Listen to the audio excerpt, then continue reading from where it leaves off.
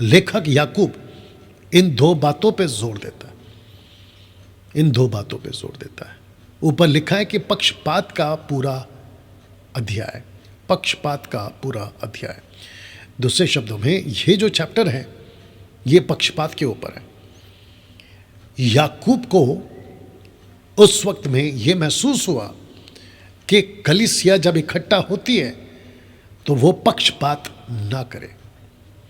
ऐसा हो सकता है कि उस वक्त में ये चल रहा था, कोई बड़ा कोई छोटा, ये देखा जा रहा था। आज भी अगर कलीसियाओं में और आपके द्वारा ऐसा पक्षपात का भेदभाव जिसको कहते हैं, अगर ये हो रहा है, ये चैप्टर और ये अध्ययन आपकी सहायता करेगा कि आप उसमें से बाहर निकलें। तो दोस्तों, लिखा है कि विश्वास और कर्म, ये कर्म वो नहीं है जिसको उद्धार पाने के लिए करा जाता है। ये कर्म शब्द वो नहीं है जिसको कहते हैं कि आपको पुण्य कमाना है, बिल्कुल नहीं। ये चैरिटी है, जिसको कहते हैं ना कि अगर एक हाथ दान करे तो प्रभु यीशु कहते दूसरा हाथ को पता ना चले, ये वो कर्म की बात हो रही है। तो जिसके चलते आइए दोस्तों शुरू करते हैं आपके बीच में अध्याय नंबर 2 वचन 1। Are you ready for this? आइए इसको शुरू करते हैं। लिखा है कि हे मेरे भाइयों, हमारे महिमा युक्त प्रभु यीशु मसीह का विश्वास तुम में पक्षपात के साथ ना हो। अब आप समझ गए उसकी पहली लाइन, याकूब का पहला शब्द, उसने कहा कि हे मेरे भाइयों, हमारे महिमा युक्त प्रभु यीशु मसीह का विश्वास तुम में पक्षपात के साथ ना हो। इसका मतलब ये हुआ कि आप जब विश्वासी बन जाते हैं, किसी को भी, बहुत ध्यान से सुनिएगा, किसी को भी नीची उच्च पिछड़ी ऐसे किसी जाति में किसी को भी, कोई भी धर्म का आदमी हो, उसको उसमें नहीं तोलना है। ताज्जुब की बात तो आज भी है, मैंने कई लोगों से सुना है कि जब मसीह लोग अपने लड़की या लड़के के लिए शादी का रिश्ता ढूंढते हैं तो उसमें लोग, ताज्जुब की बात है ये, कहते हैं कि वो कौन सी जाति का है। सोच के देखिए आप, आज भी चल रहा है। तब जाकर प्रभु का दास कहता है तुम विश्वासियों में ये नहीं होना चाहिए, पक्षपात नहीं होना चाहिए। कौन बड़ा है, कौन छोटा है, कौन कहाँ बैठेगा, कौन कहाँ नहीं बैठेगा, बिल्कुल नहीं। कुछ कुछ बातें यीशु की याद आ रही हैं। यीशु कहते हैं कि अगर तुम्हें कोई इनविटेशन दे, नेवता, फंक्शन में, पार्टी हॉल में, मतलब विवाह में, पार्टी मतलब ऐसा वाला पार्टी नहीं, और तुम जाना चाहो तो कहते हैं कि पीछे बैठना, आगे नहीं बैठना। ऐसा क्यों? क्योंकि अगर तुम आगे बैठोगे और अगर उसने किसी और को बुलाया हो और वो चाहते कि वो तुम्हारी जगह बैठे, यानी आगे बैठे, तो सबके सामने तुम्हारा इंसल्ट हो जाएगा। इससे बेहतर है कि पीछे बैठो, और अगर उसको लगे जिसने तुमको इनवाइट किया वो तुमको सबके सामने उठाकर जब आगे ले जाएगा तो तुम्हारी इज्जत बढ़ेगी। और यीशु जी कहते हैं कि जो आगे हैं वो पीछे होंगे, जो पीछे वो आगे होंगे। तो दोस्तों, इस वसीले से अभी मैं सबको कहना चाहता हूं कि हम में से कभी किसी ने किसी को भी नीचे ऊपर उच्च नीच ऐसा कोई जाति में नहीं बांटना है या नहीं देखना है। सबको एक समान देखना है, सबको एक जैसा देखना है। वचन 2 लिखा है, क्योंकि यदि एक पुरुष सोने के छल्ले और सुंदर वस्त्र पहने हुए तुम्हारी सभा में आए और एक कंगाल भी मैले कुचले कपड़े पहने हुए आए, और आप जानते हैं तब भी और अब भी ये 2 टाइप के लोग आते हैं, एक आते अमीर, एक आते गरीब, ठीक है ना। तो चर्च का पास्टर, जो कि अक्सर होता भी है, देखा भी गया मेरे आंखों से, जो पैसे वाले होते हैं, बड़ी गाड़ियों में उतरते हैं, सूट बूट में आते हैं, उनके लिए अलग से ट्रीटमेंट या उनके लिए अलग से एक देख रेख। लेकिन जो बेचारा साइकिल से, मोटरसाइकिल से, ऑटो से, थोड़ा गरीब टाइप का, उसकी तरफ देखने का नज़रिया सेवक का अलग होता है। नहीं करना ऐसा, क्योंकि परमेश्वर का वचन आज आपसे बात कर रहा है कि जो भी हो, कैसा भी हो, उसको वैसा ही ट्रीट करो जैसे तुम सबको करते हो, उसके साथ वैसा ही व्यवहार करो जैसे तुम सबके साथ करते हो। आगे पढ़ते वचन 3 में लिखा है कि तुम सुंदर वस्त्र वाले का मुंह देखकर कहो तू वहां अच्छी जगह बैठ, और उस कंगाल से कहो तू यहां खड़ा रह या मेरे पांव के पीढ़ी के पास बैठ। ऐसा क्यों? और मुझे लगता है कि याकूब अगर ये बात वो कह रहा है तो इसका मतलब है कि उसने ऐसा होते हुए देखा है। क्या आपके चर्च में ऐसा हो रहा है? या जो पास्टर सेवक अभी मुझे देख रहा है, क्या आप ऐसा करते हो? इनफैक्ट मैं चाहता हूं कि सबको एक जैसा करो, सबको एक जैसा सम्मान दो, सबको एक जैसा ट्रीट करो, अमीर हो या गरीब हो, सबको एक जैसा। आशा करता हूं कि आप ये बात को सुधार लाओगे अपने चर्च में। और मैं वापस कहता हूं कि जितना फेथफुल और जितना सच्चा ये जो गरीब टाइप के होते हैं ना, उससे आपको सीख मिलेगी कि बात तो सही है। लेकिन मैं ये नहीं कह रहा हूं कि बड़े पैसे वाले गलत तरीके से, बिल्कुल नहीं, लेकिन ये भी होता है, अक्सर देखा गया है। व्यक्ति को देखकर आपको ट्रीट नहीं करना है, सबको एक समान। वचन 4, तो क्या तुमने आपस में भेदभाव ना किया और कुविचार से न्याय करने वाले ना ठहरे? Question mark. तो भेदभाव क्यों? एक के साथ अलग, दूसरे के साथ अलग, ऐसा व्यवहार क्यों? लिखा है कुविचार, मतलब गलत विचार।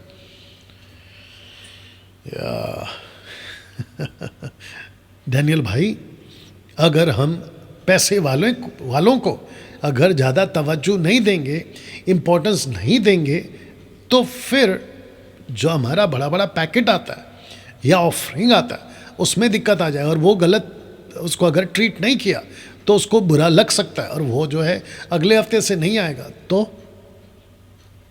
वो व्यक्ति को आप किस बेस पे चर्च में लाना चाहते हो? उस व्यक्ति को, अमीर वाले व्यक्ति को आप किस बेस पे मसीह बनाना चाहते हो?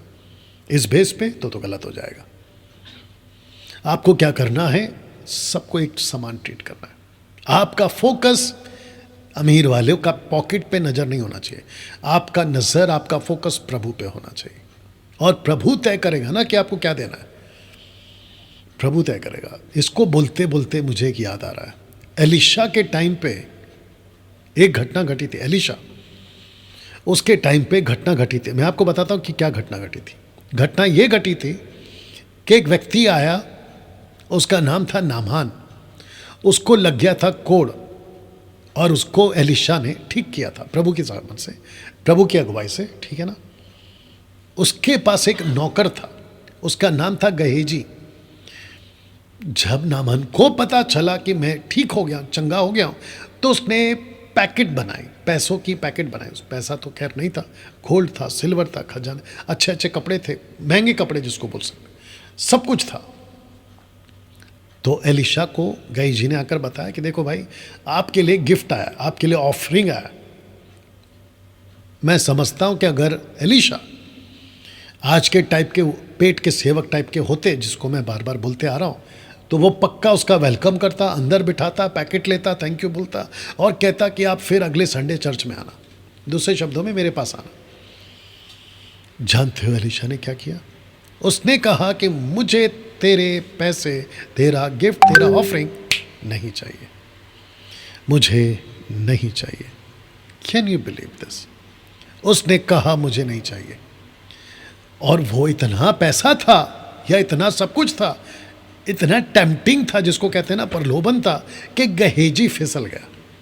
उसने कहा कि बाप रे, इतना पैसा मेरा मालिक कैसे रिजेक्ट कर सकता है?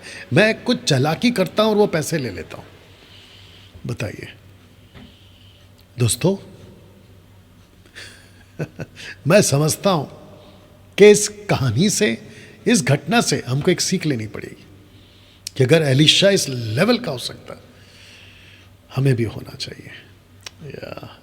तो मैं चाहता हूं कि इस बात की मालूमात आपको मैं कराऊं, आपको मैं बताऊं। मेरे कौन से पेज से आप गए हैं? जो मेरा है ना, ओके ओके, या। और यहाँ पे अभी कितने लोग हैं? ओके ओके, चलिए वापस आते हैं। आपको एलिशा से सीखना पड़ेगा, कभी भेदभाव नहीं करना, जो जैसा है उसको वैसा ट्रीट करो। तो क्या हुआ? कल को हो सकता है कि आपकी सभा में करोड़पति आ जाए, तो आपको क्या करना है? आपको वैसा ही ट्रीट करना है जैसे आप करते आ रहे हैं।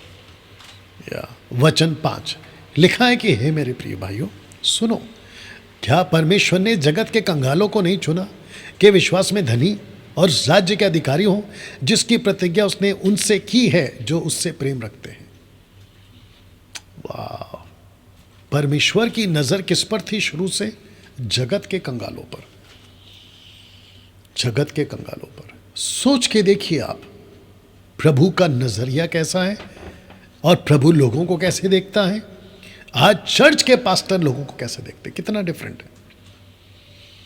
और जितने सेवक अभी देख रहे हैं, कल को आज को ये वीडियो देखेंगे, मैं उन सबको कहना चाहता हूं कि यीशु कैसा देखता है, आप कैसे देखते हो। यीशु लोगों को कैसे तोलता है, आप कैसे लोगों को तोलते हो, ये फर्क है। तो यीशु कहते हैं, मेरे प्रिय भाइयों सुनो, परमेश्वर ने इस जगत के कंगालों को चुना है कि विश्वास में धनी हो। मैं इसको एक अलग तरीके से भी रखना चाहूँगा। अगर कोई अभी गरीब है, किसी तकलीफ में, आपकी 4 पीढ़ियाँ गरीबी के बंधन में जी रही है, और आपके बच्चे जो अभी मुझे देख रहे होंगे, यंग बॉयज़ एंड गर्ल्स, वो सोच रहे होंगे कि हमारी 4 पीढ़ी गरीबी में, गरीबी में, गरीबी में, हम कब अमीर बनेंगे, हम कब तरक्की करेंगे, हम आगे कब जाएंगे। मैं आपको बताऊं, अपने तरीके से नहीं, प्रभु के तरीके से, और परमेश्वर को अपना काम करने दो। मैं ये नहीं कहता कि तुम पूरी जिंदगी गरीब रहो, बिल्कुल नहीं, लेकिन परमेश्वर के तरीके से आगे आ जाओ, क्योंकि उसने तुम पर अपना अनुग्रह किया है। सैल्वेशन, उद्धार आपको दिया है, इससे बड़ा धन और क्या हो सकता है।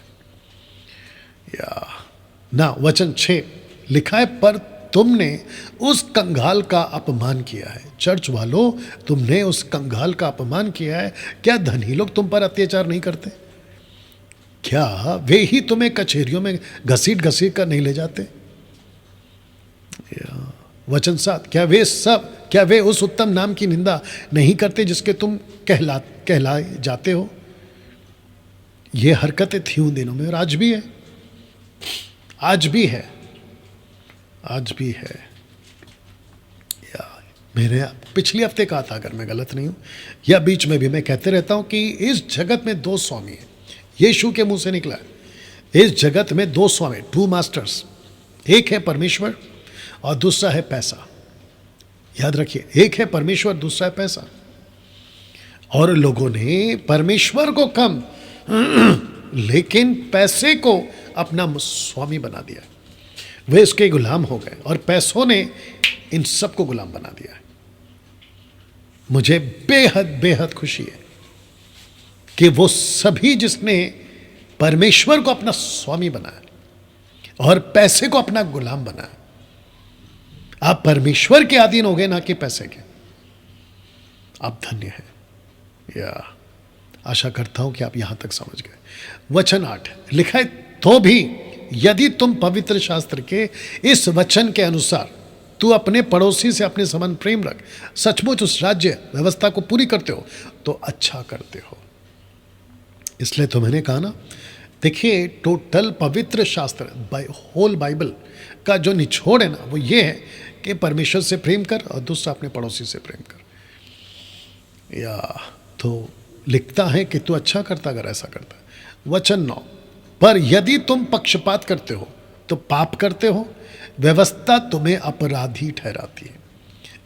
देखिए, यहां शब्द है ना 2 बार, इनफैक्ट 3 बार, 2 बार व्यवस्था आया है अभी तक, और ऊपर लिखा है पवित्र शास्त्र।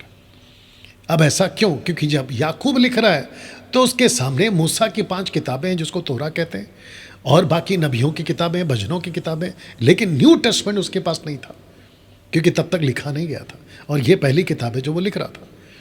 तो उसने किसको आगे रखा? यहूदियों को, 12 गोत्र को लिख रहा है। स्टार्टिंग स्क्रिप्चर को आप याद रखिएगा, वचन 1 अध्याय 1, 12 गोत्र को लिख रहा है, तो वो व्यवस्था को आगे रख रहा है। और वो कह रहा है कि तुम अपने पड़ोसी से अगर प्रेम नहीं करते और पक्षपात का व्यवहार करते हो तो तुम पाप करते हो। ये आपको समझना होगा। आशा करता हूं कि आप यहां तक समझ गए। वचन 10 को समझेंगे, क्योंकि जो कोई सारी व्यवस्था का पालन करता है परंतु एक ही बात में चूक जाए तो वह सब बातों में दोषी ठहरा। वाह, इंटरेस्टिंग। एग्जैक्टली।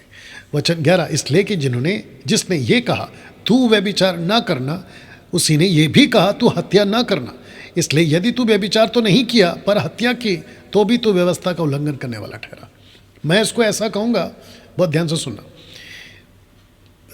तकरीबन तनाख ओल्ड टेस्टमेंट जिसको हम कहते हैं, उसमें कम से कम 7,000 के आसपास, माफ़ करना, 613 कानून है या लॉज है, 613 लॉज है। उसमें से आप कहते हो कि मैं बाकी कुछ नहीं करूँगा, लेकिन मैं दशमांश लूँगा या दूंगा, क्योंकि दशमांश व्यवस्था के दायरे में आता है। जैसे यहाँ पे लिखा है कि तू एक तो नहीं करता लेकिन दूसरे को करता है, तो तू बराबरी पाप में है या बराबरी में है। तो अगर आपको दशमांश का नियम पालन करना है तो बाकी 612 भी पालन करना होगा। कर सकते हो? नहीं कर सकते, मैं जानता हूँ। अच्छे नहीं कर सके, तुम क्या करोगे? दोस्तों, बात समझ में आ रही है? तो यहाँ शब्द लिखा है हत्या, हत्या। और जानते हो ना, अगर आप एक कानून तोड़ रहे हो और दूसरे को पालन कर रहे हो तो बाकी सबको तोड़ा जैसा ही है। वचन 12, तुम उन लोगों की नाई वचन बोलो और काम भी करो जिनका न्याय स्वतंत्रता की व्यवस्था के अनुसार होगा। अब जरा यहाँ पे लेखक अपनी बात को आगे ले जाता है, कहता है कि तुम लोगों की नाई वचन बोलो और काम भी करो, उन लोगों की नाई जिनका न्याय स्वतंत्रता की व्यवस्था के अनुसार होगा, क्योंकि जिसने दया नहीं की उसका न्याय बिना दया के होगा। दया न्याय पर जयवंत होती है। तो इसका मतलब क्या है कि आपको आपका जो हृदय है ना, वो चैरिटी वाला रखना होगा, एक दूसरे को दया करने वाला रखना होगा। मैं चाहता हूं कि आने वाले दिनों में, मैं तो करूंगा लेकिन आपको भी उत्साहित करता हूं, आपके पास अगर गाड़ी है 4 व्हीलर, उसमें चप्पल, एक आधा 10 5-6 जोड़ियाँ चप्पल, पानी का बॉटल और क्या है, कुछ बिस्किट के पैकेट ऐसे गाड़ी में रखा करो। और रास्ते में अगर आपको कोई भी दिखता है उसको देते जाओ या बुलाकर देते जाओ। साथ ही साथ अगर आपको कोई गरीब सड़क के ऊपर फ्रूट बेचने वाला, सब्जी बेचने वाला आपको अगर दिखता है तो उसकी हेल्प करो। और लिखा भी है ना कि जो दया करता है वो परमेश्वर की नज़र में महान है। आपको याद होगा यीशु की डांट मत्ती के 23 अध्याय में, उसने कहा शास्त्री फरीसियों से कि तुम दशमांश तो देते हो, किस किस का? पुदीने का, जीरे का, सौंफ का, सोच के देखिए। लेकिन कहता है कि जो गंभीर बातें उसको तुमने पूरी नहीं। कौन सी गंभीर बातें? विधवाओं का न्याय चुकाना, गरीबों पे तरस खाना, वो नहीं किया तुमने। या तो लिखा है क्योंकि जिसने दया नहीं की उसका न्याय बिना दया के होगा। तरस खाना। वचन 14 लिखा है कि हे मेरे भाइयों, यदि कोई कहे कि मुझे विश्वास है पर वह कर्म ना करता हो तो उससे क्या लाभ? क्या ऐसा विश्वास कभी उसका उद्धार कर सकता है? अब यहां पे सैल्वेशन की बात क्यों आ गई? इंपॉर्टेंट है।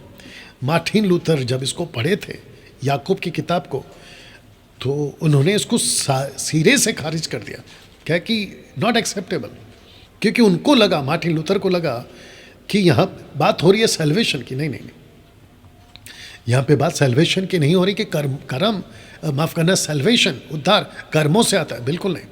मार्टिन लूथर को जो कन्फ्यूजन हुआ, आपको भी हो सकता है, क्या डैनियल भाई क्या कर्म करें तभी उद्धार होगा? बिल्कुल नहीं। यहाँ पे बात हो रही है आपका फेथ, आपने जो प्रभु को जाना है, जिसके द्वारा आपका उद्धार हुआ है, अगर वो कर्म करते थे, तरस खाते थे, लोगों की मदद करते थे, आपको भी करना होगा। ये कॉन्सेप्ट है। एक तरफ आप कहते हो, मैं भी रखूंगा एक एग्जांपल, अभी इसी में मिलेगा वचन 15 में। एक तरफ आप कहते हो कि मैं विश्वासी हूं, मैं यीशु को फॉलो करता हूं, लेकिन चैरिटी नहीं करते, आप किसी प्रकार की मदद नहीं करते दूसरों की। ये पढ़ लीजिए, यदि कोई भाई या बहन नंगे उघाड़े हो और उन्हें प्रतिदिन भोजन की घटी हो, पहला है कि उसके बदन में कपड़े नहीं है, दूसरा उसके पास में खाना नहीं है। अब इसको पढ़ते, और तुम में से कोई उनसे कहे कुशल से जाओ, तुम गर्म रहो, तृप्त रहो, पर जो वस्तुएं देह के लिए आवश्यक है उन्हें ना दें तो क्या लाभ? आपको उनकी मदद करनी है। वैसे ही विश्वास भी यदि कर्म सहित ना हो तो अपने स्वभाव में मरा हुआ है। तो मैं वापस इसको पीछे जाना चाहूँगा कि अगर किसी को देखो, उसको कपड़े की भी ज़रूरत है, उसको रोटी की भी ज़रूरत है, आप उसको पूरा दीजिए। और जो कि आपको मैंने अभी कहा, ऐसी सहायता करिए, ऐसी सहायता करिए। चर्च के लोगों से भी कहना चाहता हूँ, पास्टरों से भी कहना चाहता हूँ, ये सहायता करिए। वचन 18, वरना कोई कह सकता है मुझे तुझे विश्वास है और मैं कर्म करता हूँ। बहुत ध्यान देना, वरना कोई कह सकता है तुझे विश्वास है और मैं कर्म करता हूँ, तू अपना विश्वास मुझे कर्म बिना तो दिखा, और मैं अपना विश्वास अपने कर्मों के द्वारा तुझे दिखाऊंगा। तुझे विश्वास है और मैं कर्म करता हूँ, तू अपना विश्वास मुझे कर्म बिना तो दिखा। या तो इसका मतलब है कि आपको विश्वास भी करना है और आपको कर्म भी करना है। कर्म का मतलब है चैरिटी, दूसरों की सहायता करना। वचन 19, तुझे विश्वास है कि एक ही परमेश्वर है, तू अच्छा करता है। अब यहाँ पे दुष्ट आत्मा आ गए, ठीक है ना। दुष्ट आत्मा भी विश्वास रखते हैं और थर थर आते हैं। उनको भी पता है कि परमेश्वर एक ही है। लूसीफर को भी पता है कि परमेश्वर एक ही है। वो जानते हैं कि सच्चा परमेश्वर कौन है। तो जिसके चलते आपको भी इस बात का ध्यान रखना है कि मुझे विश्वास भी करना है। इसको लेखक जब लिख रहा होगा, मैं ऐसा समझता हूं, तो कह रहा होगा ठीक है ना, आप क्रिश्चियन हैं, क्रिश्चियन से मेरा मतलब होता है क्राइस्ट फॉलोअर, याद रखिएगा हमेशा। आप मसीह हैं, मैं तो चर्च जाता हूं, मैं तो बाइबल पढ़ता हूं, मैं तो प्रभु में आराधना करता हूं, मैं तो खूब प्रार्थना करता हूं, घंटों प्रार्थना करता हूं, लेकिन किसी गरीब को आप चैरिटी नहीं करते, किसी को मदद नहीं करते। तो लेखक कहता है फिर दुष्ट आत्मा और तुम में क्या फ़र्क है। वाह, क्योंकि दुष्ट आत्मा भी चैरिटी तो नहीं करते, लेकिन परमेश्वर पर विश्वास ज़रूर करते। वो बात अलग है कि उनका विश्वास उनको अनंत काल नहीं देगा, लेकिन आपको ज़रूर देगा। लेकिन लेखक ने आपकी तुलना किससे कर दी, देखो, दुष्ट आत्माओं से। कहते हैं कि दुष्ट आत्मा भी चर्च जाते हैं, दुष्ट आत्मा भी बाइबल पढ़ते हैं, दुष्ट आत्मा भी विश्वास करते हैं। चर्च जाते डैनियल भाई, जी हाँ, आपको मिलने के लिए। लेकिन वो चैरिटी नहीं करते। चैरिटी आपको करनी है, मतलब दूसरों की सहायता आपको करनी है। You understand. वचन 20 पर, हे निकम्मे मनुष्य, क्या तू ये भी नहीं जानता कि कर्म बिना विश्वास व्यर्थ है। या आपकी क्रिश्चियनिटी मसीह जीवन व्यर्थ है, कहता है। मैं चाहता हूं कि जब भी मौका मिले किसी गरीब को कुछ देने का, किसी की मदद करने का, कभी पीछे नहीं हटना, कभी पीछे नहीं हटना। वचन 21, जब हमारे पिता इब्राहिम ने अपने पुत्र इसहाक को वेदी पर चढ़ाया तो क्या वह कर्मों से धर्मी न ठहरा था। तो परमेश्वर ने अब्राहम का जीवन देखा। अब्राहम का जीवन जब उसने देखा, परमेश्वर ने कहा कि ये तो अपने बेटे तक को नहीं बख्श रहा है। उसका एक ऐसा दिल था, उसको लेकर वो बोल रहा है। इसका मतलब ये नहीं कि कर्मों से हम विश्वासी ठहरते, बिल्कुल नहीं, ठीक है ना। उसका दिल देखा, उसको कहा कि ये धर्मी है, अच्छा काम करता। वचन 22, सो तूने देख लिया कि विश्वास ने उसके कामों के साथ मिलकर प्रभाव डाला। विश्वास ने उसके कामों के साथ मिलकर प्रभाव डाला और कर्मों से विश्वास सिद्ध हुआ। तो फेथ तो था उसको, लेकिन फेथ ने कंफर्मेशन कब दिया, जब उसने चैरिटी किया, कर्म किया, अपने बेटे को दे दिया। वो बात अलग है कि परमेश्वर ने नहीं लिया। वचन 23, पवित्र शास्त्र का यह वचन पूरा हुआ। अब्राहम ने परमेश्वर की प्रतीति की और यह उसके लिए धर्म गिना गया और वह परमेश्वर का मित्र कहलाया। तो लेखक अब्राहम को रखता है और कहता है कि अगर वो ये कर सकता है तो तुम भी करो, अगर वो ये कर सकता है तो तुम भी करो। आप क्या दे सकते हैं परमेश्वर को? आपका घर प्रार्थना के लिए दे दीजिए। आपके घर में सभा, पास्टर जी आओ और मेरे घर में सभा चलाओ, ऐसा दे दीजिए। इसका मतलब ये नहीं कि आपको घर से बाहर निकलना है, बिल्कुल नहीं।